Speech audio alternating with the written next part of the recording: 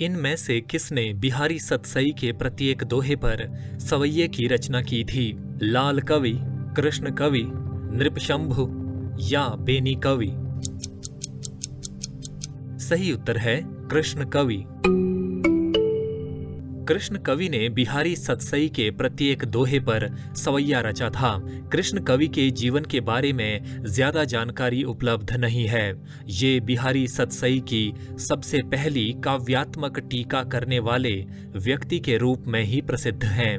कुछ विद्वानों का विचार है कि कृष्ण कवि जयपुर नरेश महाराज जयसिंह के मंत्री आयामल्ल के आश्रित थे और उन्हीं के आग्रह पर इन्होंने बिहारी सतसई की टीका लिखी।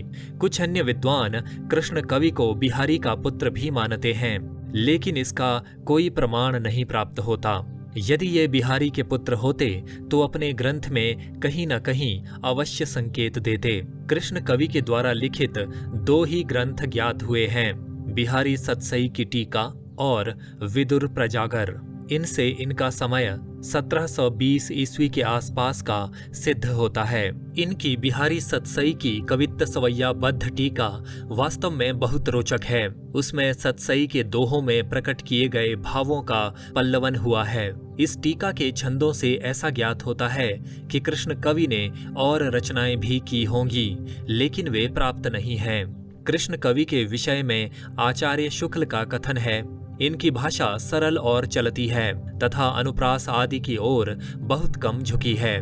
दोहों पर जो सवैये इन्होंने लगाए हैं उनसे इनकी सहृदयता, रचना कौशल और भाषा पर अधिकार अच्छी तरह प्रमाणित होता है।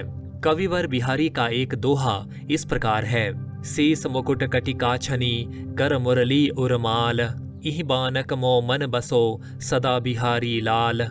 और इस दोहे के भाव को विस्तार देता हुआ कृष्ण कवि का सवैया इस प्रकार है, छबिसो फबिसीस किरीट बन्यो रुचिसाल हिये बनमाल लसै, करकंज ही मंजू रही मुरली कछनी कटिचारु प्रभा बरसै, कवि कृष्ण कहें लखि सुंदर मोर तियों अभिलाष हिये सरसै, वह नंद किशोर बिहारी सदा यही बानिक मोहिय मांझ बसै।